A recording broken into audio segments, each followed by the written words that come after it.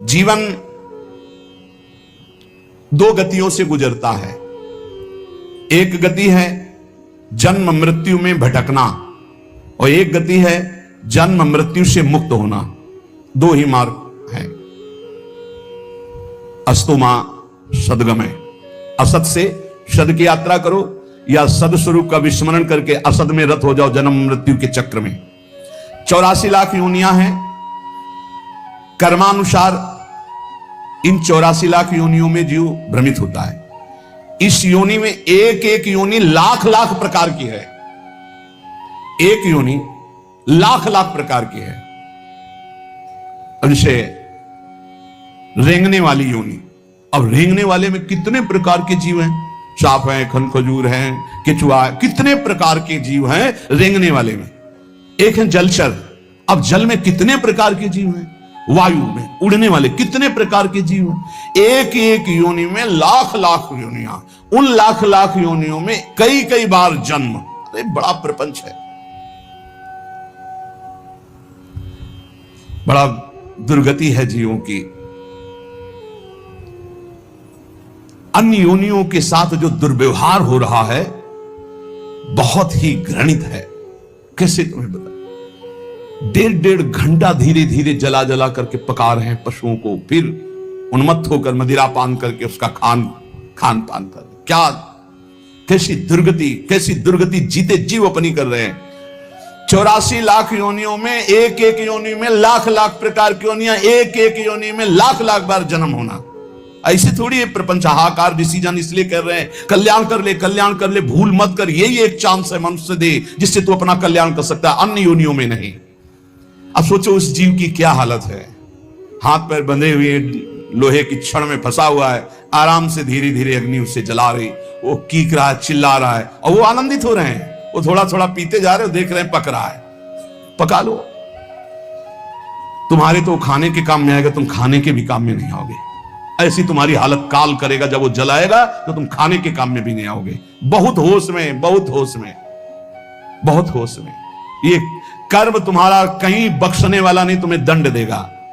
84 लाख योनियां, एक केवल मनुष्य योनि जिनमें आप अपना उद्धार कर सकते हो। मानव जीवन गिने चुने श्वासों वाला है, गिने चुने श्वासों वाला। इतनी श्वासें आपकी हैं, बस प्रतिपल माइनस होता चला जा रहा है, खत्म होती चली जा रही। यहां हम आनंदित हो रहे हैं, 30 वर्ष के हो गए, 35, अरे आनंदित नहीं, 35 वर्ष गए जीवन के। मूल कार्य के लिए जो आए हो भगवत प्राप्ति, उसमें क्या किया है? बोले कुछ नहीं, अभी तो खेलने खालने की उम्र है। मरने की उम्र कौन सी है? कभी भी तो मर सकते हो, तो अपना काम क्यों नहीं बना लेते? राधा राधा राधा। यही अवसर है जीव आवागमन के अनादि चक्र से अपना छुटकारा करके अपने स्वरूप में स्थित हो सकता है, भगवत प्राप्ति कर सकता है। जन्म मृत्यु का चक्र कब तक चलेगा अकल्पनीय, कल्पना भी नहीं कर सकते। काल चक्र आपको घुमाता रहेगा। इसलिए मनुष्य जीवन में भगवत प्राप्ति का अवसर है। ये काम, क्रोध, लोभ और मोह, ये 4 प्रधान ऐसे हैं जो इस चक्र को चलाते रहते हैं। आवागमन, पुनरपि जननम पुनरपि मरणम पुनरपि जननी जठरे शयनम, ये चक्र चलाते रहते हैं। काम, क्रोध, लोभ, मोह, इन्हीं को नरक की गति कहा गया है।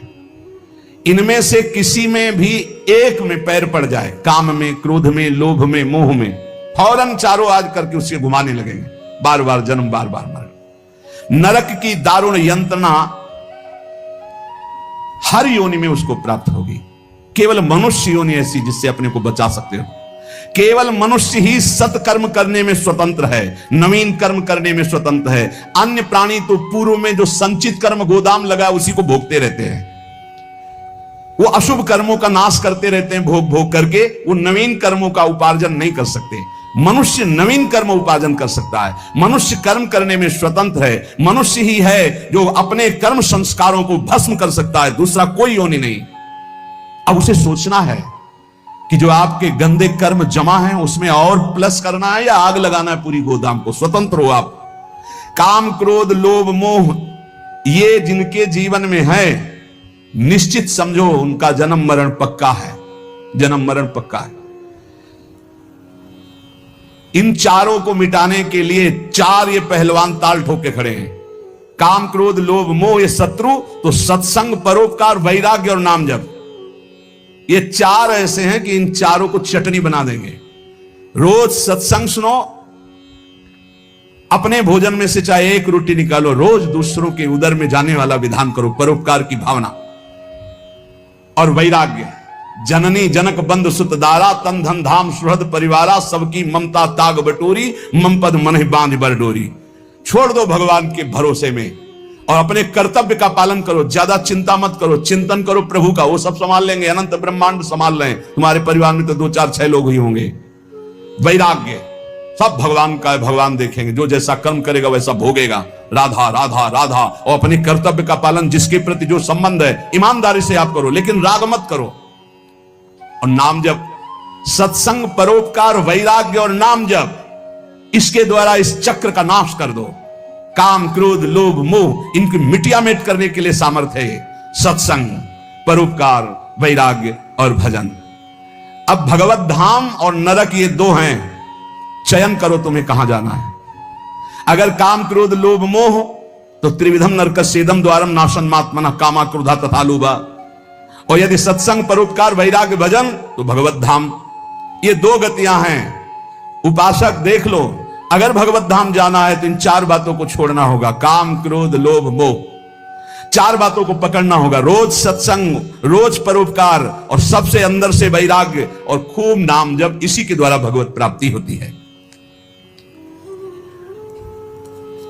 तीर्थपाद भगवान श्री हरि की जो गुणानुवाद लीला कथा है, ऐसा नशा चढ़ जाना चाहिए कि कभी तृप्ति नहीं होनी चाहिए। कस्त्रप्यनुयात तीर्थ पदोभिधानात् सत्रेषु वासुरभिरीड्यमानात्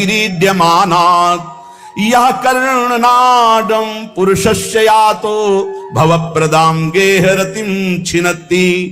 जो भगवान की चर्चा को कानों से सुनता रहता है तो उसके हृदय का मोह मल नाश हो जाता है, वो वैरागी हो जाता है। वैरागी का केवल भेष से मतलब नहीं, अंदर से है। जैसे चक्रवर्ती सम्राट अम्बरीश जी वैरागी हैं। चक्रवर्ती सम्राट अवध का पूरा शासन कर रहे हैं भरत जी, लेकिन परम वैरागी। जो अनुरागी है वही परम वैरागी है, जो परम वैरागी वही अनुरागी है। जो भगवत चर्चा सुनता रहता है रोज, तो सर्वसंगोपहो हिमाम, सत्संगहा सर्वसंगोपहो हिमाम। सत्संग आपको सब संगों से अलग करके भगवत अनुरागी बना ही देगा। कौन ऐसा है जो प्रभु की चर्चा सुनते सुनते अघा जाए।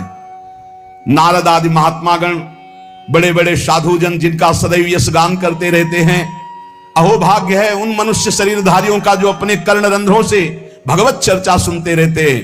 उनका संसार चक्र में डालने वाला ये विकार, घर गृहस्थी की आसक्ति, ये उसे अब अगला जन्म नहीं करने देगी। घर गृहस्थी की आसक्ति, ये काम, क्रोध, लोभ, मोह आदि, उसको अगला जन्म नहीं दे सकते जिनके कानों में रोज भगवत चर्चा पड़ती है और वो भगवत चर्चा सुनते हुए कभी अघाते नहीं। जब कथा सुनते सुनते कथा में स्वाद आने लगे, एक एक शब्द बहुत गंभीर आनंददायक लगने लगे, तब समझ लेना चाहिए कि अब हमारे कल्याण का अवसर आ गया। भगवान की बातें बहुत प्रिय लगने लगे, भगवत चर्चा एक आनंद देने लगे। समस्त विषयों से वैराग्य उसी का होता है जो रोज सत्संग सुनता है। पर सत्संग सुनना, समझ लीजिए, कल श्रोता का वर्णन हुआ था, चातक की तरह सुनना। हमारा जीवन है सत्संग, उसका मनन करना, उसको आचरण में उतारना, कि सुने बस चले गए, इतना समय तो सार्थक हुआ, पर मनन नहीं करोगे तो सत्संग का हृदय रूपी अंधकार नाश करने का जो प्रभाव है वो मनन से होता। मनन नहीं तो फिर नहीं बन पाएगा। सुन लिया, दूसरों को सुना दोगे, काम नहीं बनेगा। भगवत चरणारविंद के निरंतर चिंतन की सामर्थ्य सत्संग से प्राप्त होती है। समस्त दुखों का नाश भगवत चिंतन से होता है। भगवत चिंतन की प्राप्ति सत्संग से होती है। इसलिए तान सोच्य सोच्यान विदोनु सोचे हरे कथायाम विमुखा नघेन क्षिणोति देवो निमिषस्तु येषा मायुर्वृथावाद गति स्मृतीनाम। मुझे तो सबसे ज्यादा वो सोचनियों में भी सोचनीय अज्ञानी पुरुष लगते हैं जो कभी सत्संग सुनने नहीं आते। पिछले पूर्व पापों के कारण उनको भगवान की कथा में सुनने में बिल्कुल रुचि नहीं है, और अगर कभी कोई उनका मित्र आदि ले भी आवे तो सुनना नहीं चाहते। तुम आओ, सुन के हम बाहर खड़े हैं। वो इतनी दूर खड़े हो जाएंगे कि कान में शब्द ना पड़े। और अगर कभी सत्संगियों को देखेंगे भी तो उनके दोष दर्शन करेंगे, इनका क्या सुधार हुआ सत्संग से, ये वो ऐसा। हाय हाय, बड़े शोचनीय है कि मानव देह प्राप्त करके उनको सत्संग नहीं मिला। काल भगवान ऐसी अमूल्य श्वासों को व्यर्थ में नष्ट करवा रहे हैं।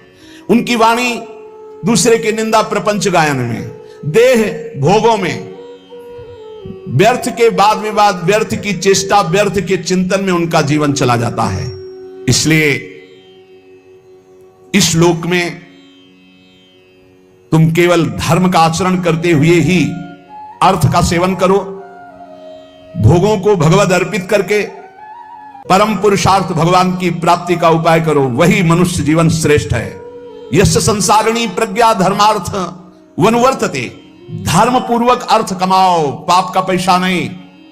खूब भगवान नाम जब, भगवत कीर्तन, ये परम पुरुषार्थ है, इसी से भगवत प्राप्ति हो जाएगी और ज्यादा प्रपंच करने की जरूरत नहीं।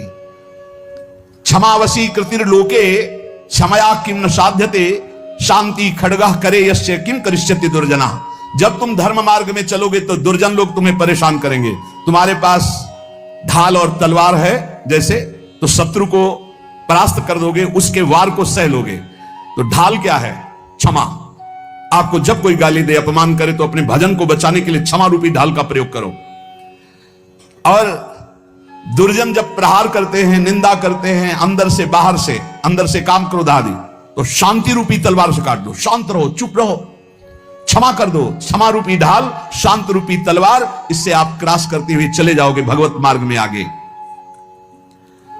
स्वर्ग के देवता, बड़े बड़े देवता जिसको नमस्कार करते हैं, वो कौन सा पुरुष होता है?